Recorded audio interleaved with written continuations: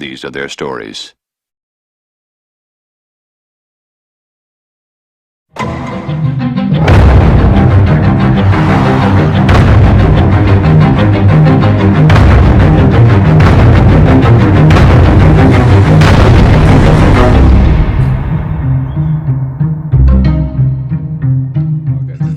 Last time that we spoke, obviously we could tell it's a different day, right? Because I'm in a different room. It's very yellow.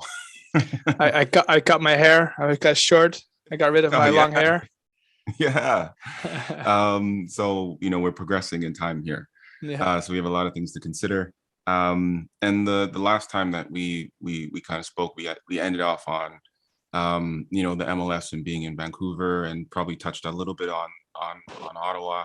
But that wasn't the end. Really the last chapter of your career was the Canadian Premier League. When I was hearing about, we had many attempts in Canada to try to create a league, one that is on a professional level.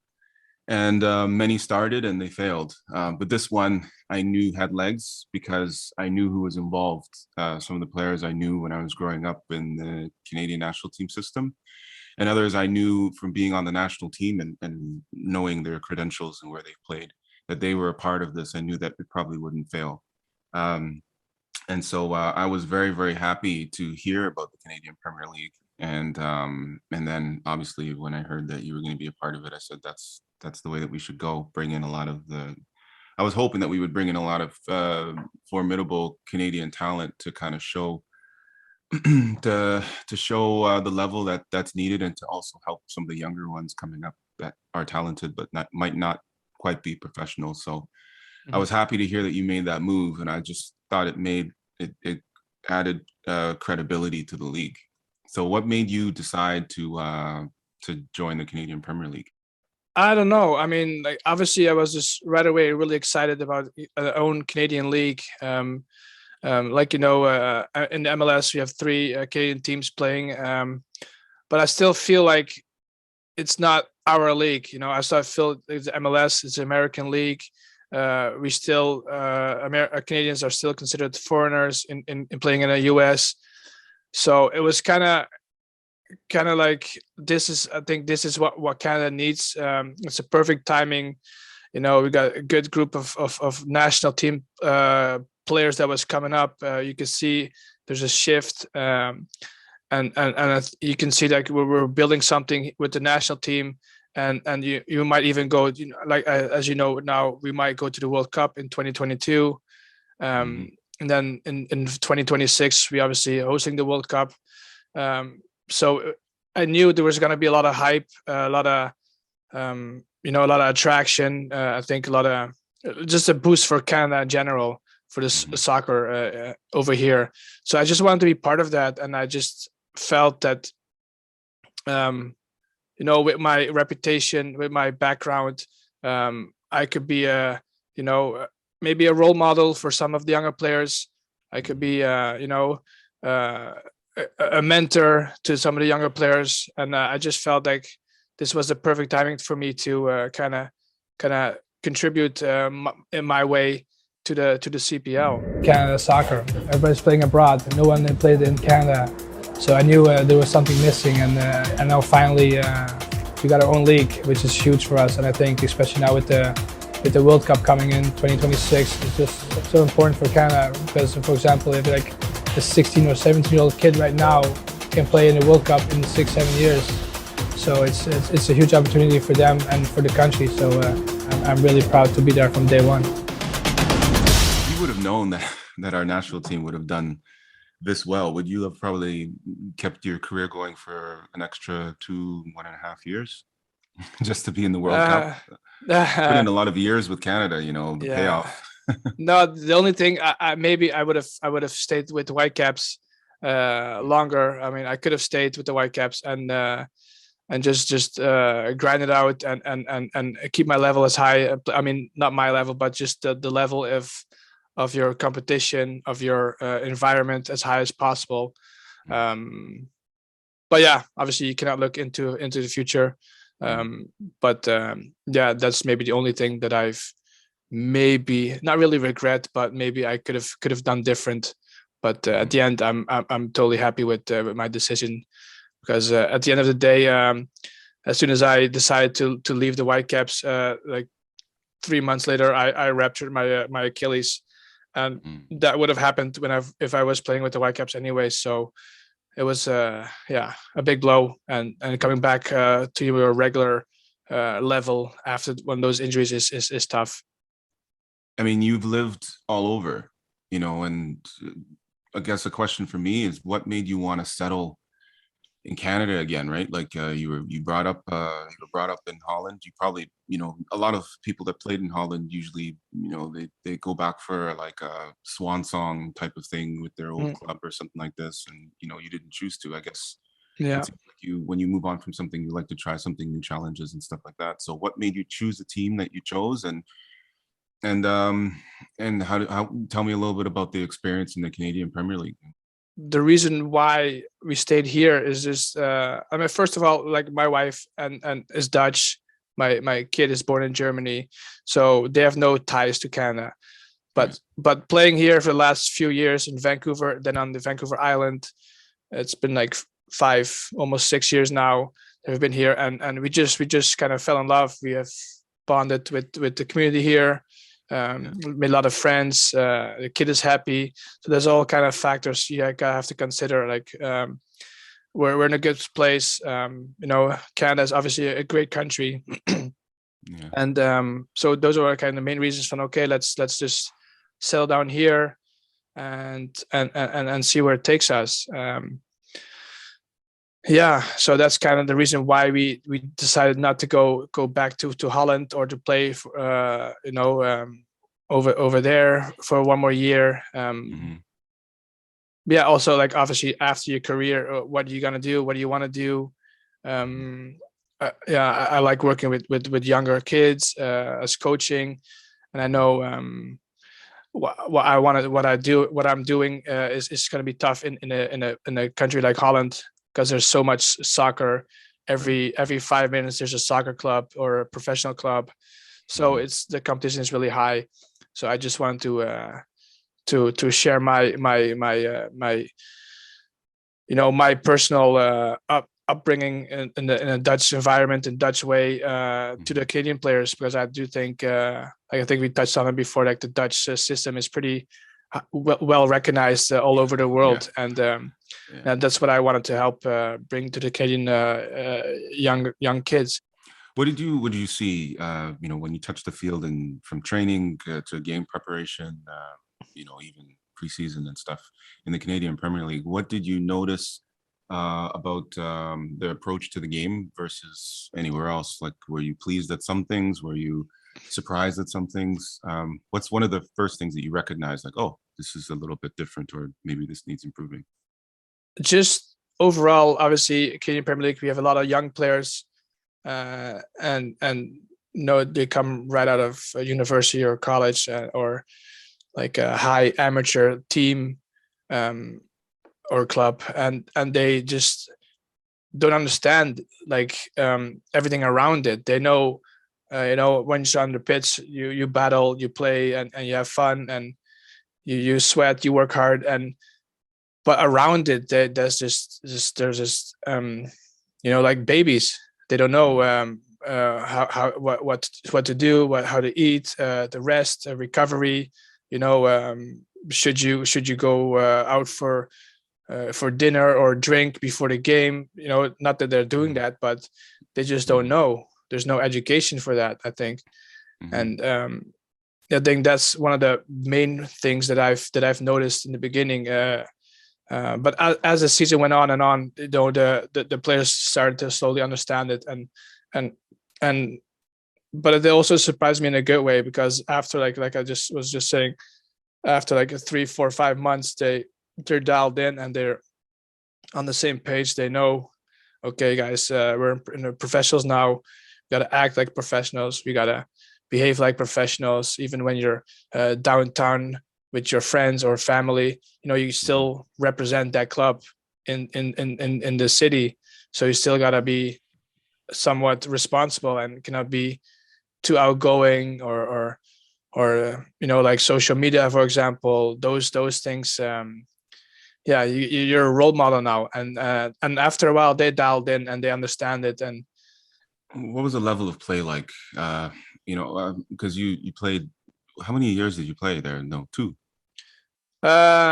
yeah, I mean, first season obviously injured the entire Mhm. year. I came back. It happened on the first or maybe the second day of Okay. preseason, Hmm. and I came back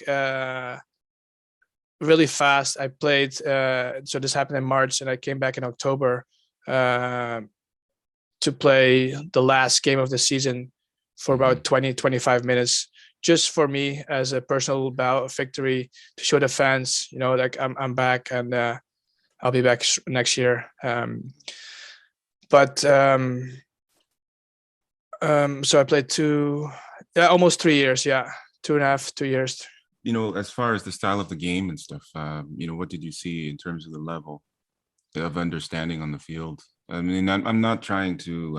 I know that what our interviews are not scripted, obviously. Yeah, I want the listener to know that we're genuine with what we're saying. And just because something is negative or positive, there's no agenda. Mhm. But what did you feel? Like I've always felt when I was playing here in Canada, I didn't really fit in as I got older. When I got Yeah, exposed to Europe, I felt like I didn't really fit in well with the style of play yeah. because you get used to being at the right place at the right time. If the ball comes late, then you're at the wrong place at the wrong time. Mhm. Just the simple things like this. But in Europe, if you make the run, usually they try to get it to you, and the timing is right and everything. So you're almost like a fish out of water in Canada. Yeah, And sometimes when people play in Canada, for a long period of time, they're used to the style of play and the speed of play, and so they fit in a little bit more than the guy that came from Europe that has all the experience. And so when I watch players like you, sometimes I think, in a Canadian system, there's a learning curve and need to adapt and almost slow down a bit, just mentally, maybe sometimes even on the field and creatively. There's some things that I think Canadian players, in terms of simplification, right, on how to play the game and where to play the ball. So how did you feel being on the pitch? You have all this experience playing in overseas for many, many years, but did you feel a little bit like a fish out of water, or what did you see about the game? Um, um, yeah, definitely. I mean, I think that's one of the main reasons why I think I struggled in Kansas City the first year leaving Europe, playing in Kansas City. I felt exactly what you were just saying. Like you see how to play, I felt like I was seeing the play like 2 or 3 steps ahead of them, the players, but for some reason it just didn't work out. I couldn't deal with, um, you know, taking a step back, or playing a little bit slower, or just play from A to B instead of A to D or A to C. So that's why I think I was struggling.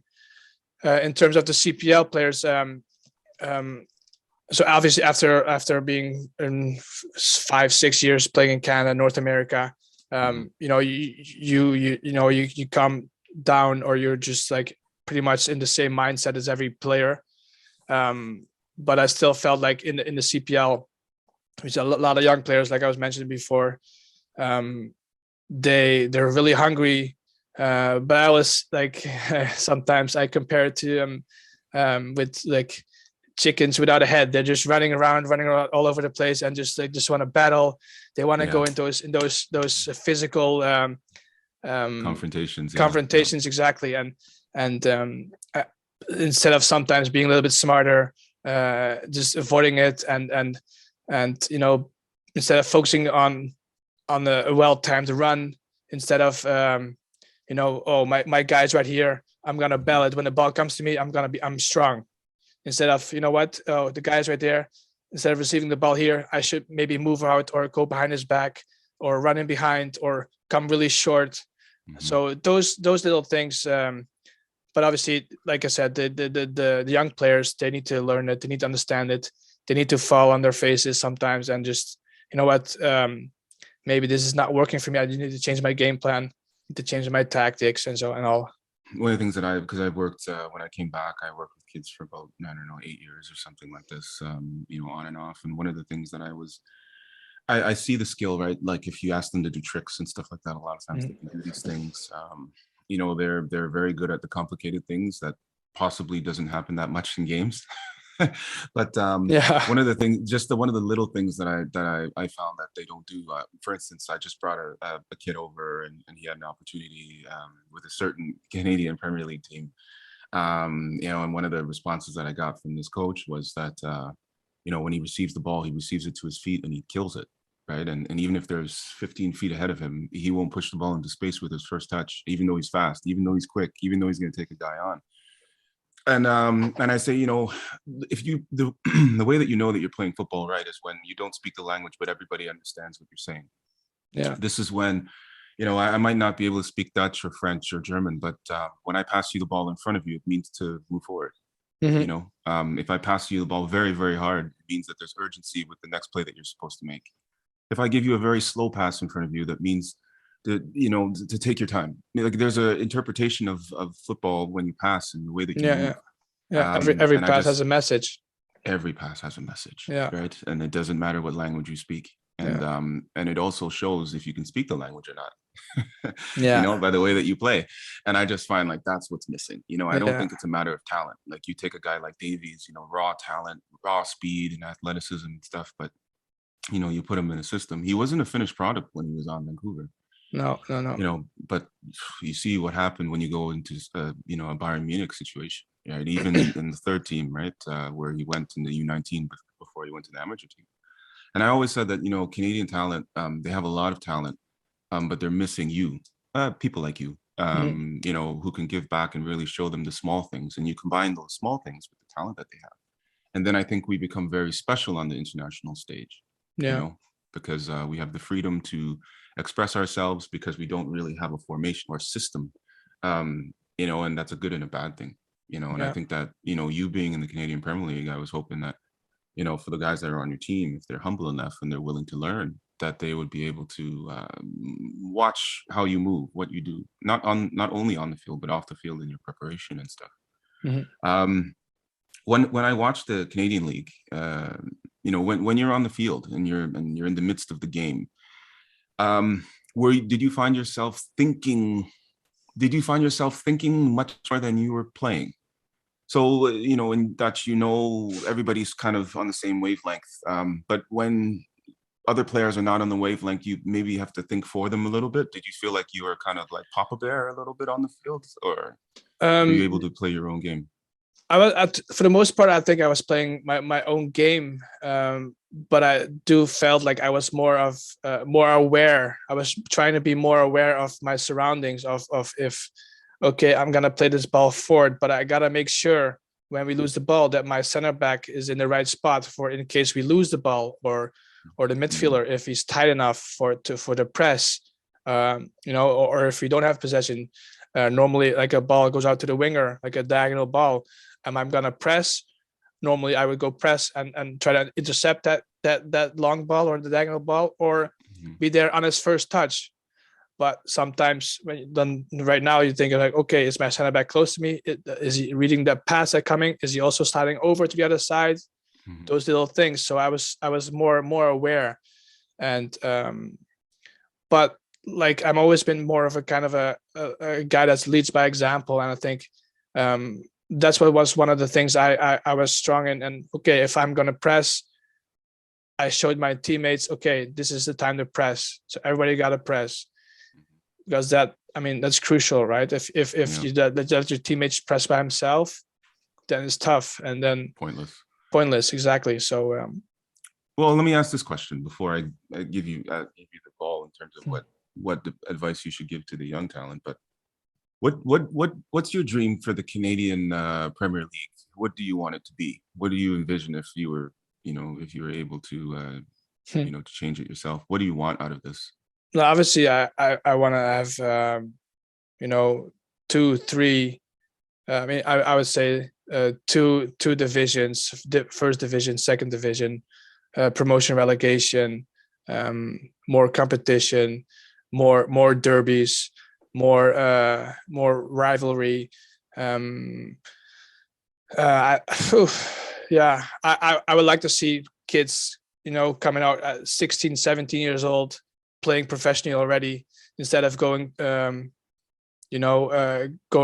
through college, and come join the club when they're 21, 22, 23. Mhm. Like we touched on before, like the first interviews, maybe, like a 20-year-old player in Holland has already played like 150 games.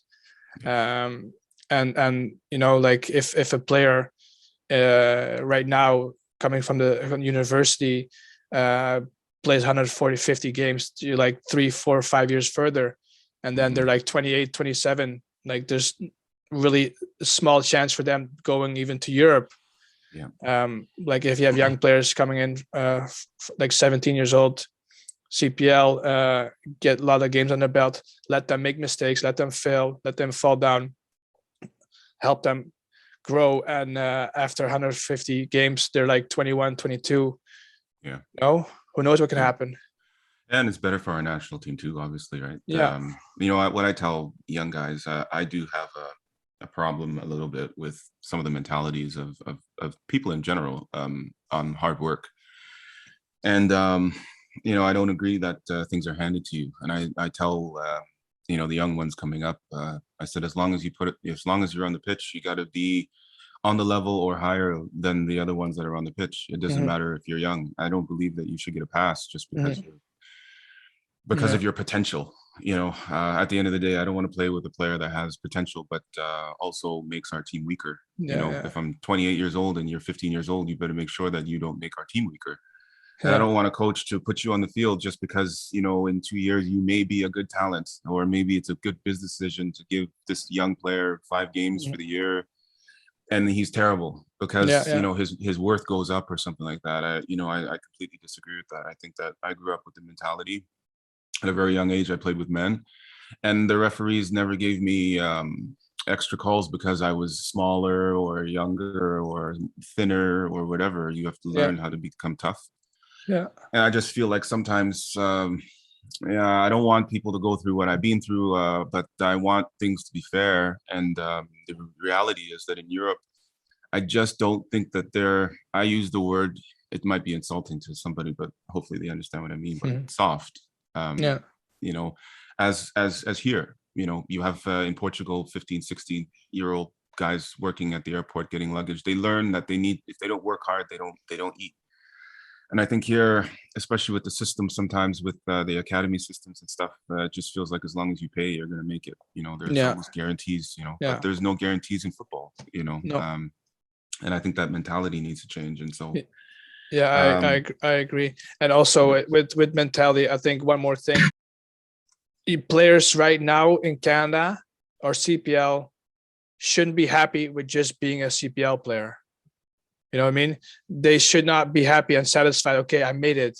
No, this is just right now is still a very low, low league in terms of like all over the world. hmm So you should not settle for just a CPL player.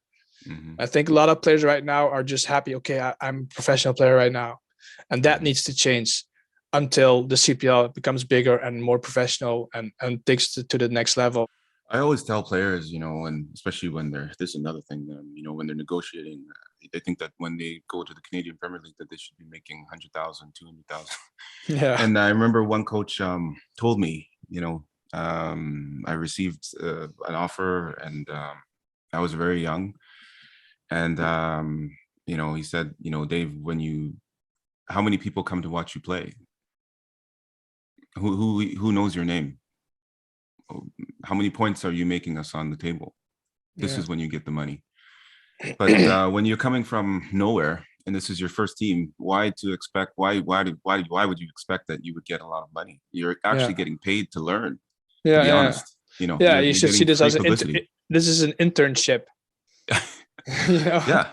yeah, When you get the money, when you go and play overseas in England or Holland or wherever, Sweden, wherever you want to play, and you make money for your family, and you're a professional and you earn it, then you can come back to Canada and you can say something, and by then, hopefully, if more people do that there would be more sponsorship and you would help grow the league by by your success, right? But as of right now, this is the beginning stages, and for you to think that you've made it, I think it's frustrating to even the coaches, right? Dealing with these agents and stuff like this. There's so much to be said. How would you? What advice would you give to a young talent, 17 years old, 18 years old, 19 years old, 20 years old, that's never played in Europe before, never played in Asia before, never played anywhere before, but now has a new contract with the Canadian Premier League? What would you tell him? Concerning his agent, concerning the contract, and his mentality in going forward. What would you tell him?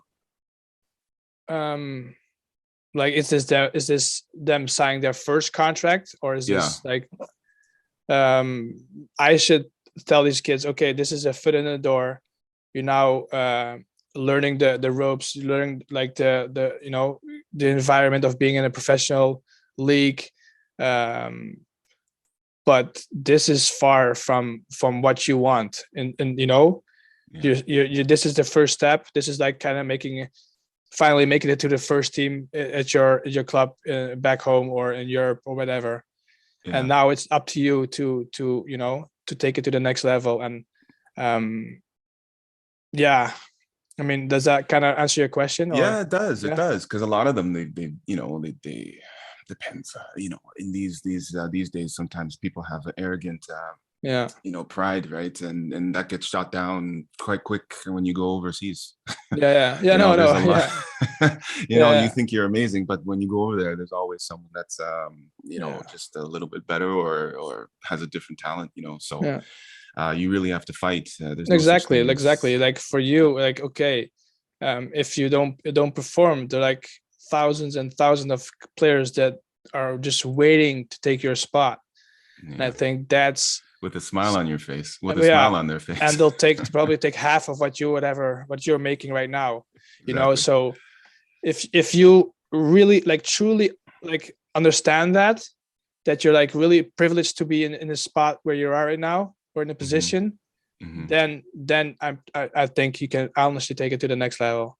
I If believe so not, too. then like it's already Over. done. Yeah, over. Yeah, and you have to think as well that the reason why the Canadian Premier League was kind of created was also because MLS is a U.S. league, right? I was Mm, around when they made the MLS '94, and they needed a place for their university students to play, and to enhance the national team. That was the main purpose, right? mm, We were foreigners in that league. It was always made for the Americans. TV licensing and stuff like this. Everything that they did was really for themselves, really. And here we are now in Canada. We have our own league. And the reason why many Canadian talents are in the league right now is because it's Canada, and we're trying to give them a place, like how the US tried to give their players a place to play. But mm, we need to also remember, as Canadians and the young ones coming up, that the only reason why many of them are still there is not because they're the best, but because they're Canadian. mm, And there are people that are dying to come to Canada, just to live. Never mind to live and play and make more money than they make in their own countries. mm, But we have a limit, and if we're not careful, business will take over, and there can be other talents that can come into this league and take their spot. So it's not for us to be arrogant or to take it for granted that we have a league, because ultimately this league needs to grow with or without the players and their attitudes. We need to make sure that we're humble, that we're hungry, and that we're ready to learn and take advantage of the opportunity, because it's a huge stepping board for you know for for players, a mm. great opportunity. Yeah, and like, just like being in this environment, I feel like it helped me develop as a person, being in Mhm. a professional environment, growing up in a professional youth academy, playing Mhm. professionally. I think it also helped me as develop as a man, first as a kid, and then after a while just as a man, as a person, as a father. And just having that right mentality throughout your life, I think that's just something that is priceless. Like, I think that's Yeah, also one of the reasons why you should be very, very lucky to be in an environment like we've been in. yeah. I would tell the talent too. when I was growing up, I hate to be that guy, but I'm that age now. So, so, Yeah. I'm that guy, right? No, When I was you growing have the up, right to do that. You've been around the bush, so okay. yeah, We didn't have game footage like these guys do, where every game can be recorded and they can make highlights and they can send it where they yeah, want and all that stuff. There's no point in looking at anything about me because it's all like grainy old stuff. Like, yeah, it's not good. And it looks ancient, like in the 80s. There's no difference between the 80s and the 2005, yeah, but these guys are on TV and they're able to showcase their talent and stuff like that. And I would say, to them, that they have it better than anybody else has ever had it in this country, for sure. And they should honor the opportunity, to take advantage of it.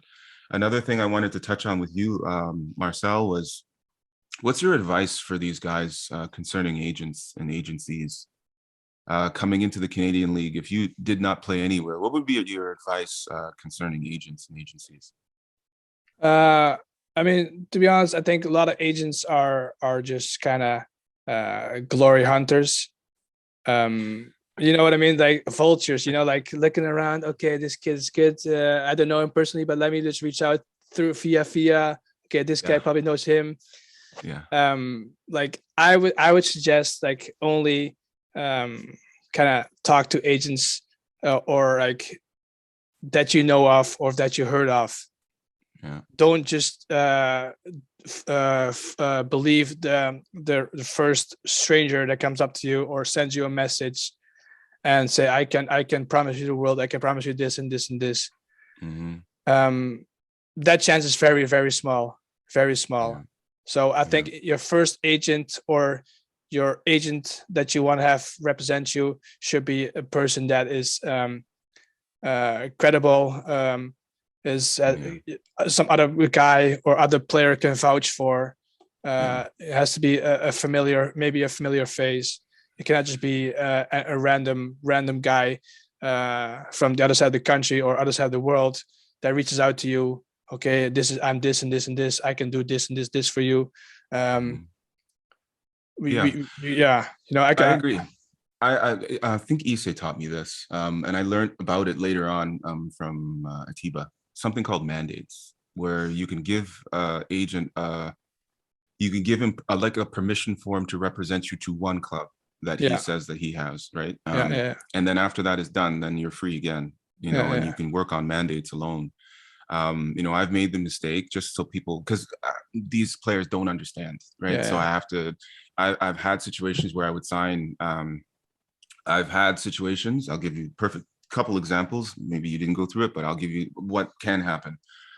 Where the deal was done, was already transferred, needed to do the contract, and an agent said, I'll do it for you." It was a friend of a friend, and he took, I guess there was no agent back then. There was no agent fee like that, so he took my signing bonus, and he made my contract structured so that there was more money in my bonuses, which were not guaranteed in terms of yeah, games played, goals yeah, scored, than in my salary. And so he ended up with, I would say, the number 80,000 euro, and I ended up with something lopsided, right? yeah, There's another time where I had signed with an agent, and reputable agent, no problem, but for, I think it was 3 years, and after the deal was done, he did no work.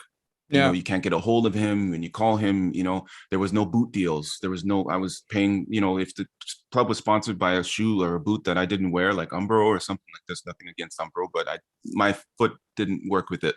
yeah, I would go out and have to buy my own boots, right? No advertising deals, no sponsorships, no nothing, because the money that he makes is not from working for you, it's from the deal. yeah, And so that's what happens when you work with some these agents like this. So there's mhm, something called a mandate where you can give them permission to work on your behalf, either in one country or for one club that they yeah, said that they can get for you, and then you're free again, so you don't need to be locked down. Because yeah, ultimately, when you have an agent, you want them to work for you consistently, mhm. finding boots. And I was speaking to an unknown coach that we both know. And he was walking around the training pitch, and he just asked them, he's like, I deal with all these agents all the time, and they're asking for this and asking for that from the club. And so I wanted to ask the players, what are these agents doing for you? So, he saw these boots, and He's like, hey, did any of your agents, get you boots or boot deals or anything? And they're like, no. And I'm like, I know of a player who plays for a certain club in the MLS who basically signed his deal with his agent because the agent would give him 2 Nike boots a year. Holy, really? Oh, Yeah, that's how cheap we are to yeah, easily. We're just so happy that someone's interested in us and they promise us, yeah, exactly. The and we're world. ready to give everything. Yeah. Yeah. The mandates are exactly are a good way, good options. So many times agents reach out to me. Oh, I've got a club for you. You know, and then I ask him, okay, which club is it? Yeah. I mean, like, just if you want me to work for you, you gotta, Yeah. let's sign it to work together. And like, Hmm. okay, I already know. Okay, this guy is just full of it, and Yeah. he just wants It's a something. nervous industry because at the Mm. end you don't want, then there's crooks on the other side, right? Okay, tell me what team it is, and then you tell them the Yeah, team that's interested, and then you as a player go back and tell your friend who's an agent, and then he goes yeah, to the team, and then the team does a deal with him, and then now this guy lost yeah, his yeah, place, right? yeah, So I feel like if the players don't know the business side of football, they know the yeah. football, like what you said on the field, but the other part of it, they have no idea that Hmm. agents really should be working for commercials, for your well-being, your nutrition, and there's a difference. I guess maybe I'm wrong. Agents work more for there's some agents that do everything, which is Hmm. rare, and that care Yeah, about the player, which is rare. yeah. But management and agenting are two different things.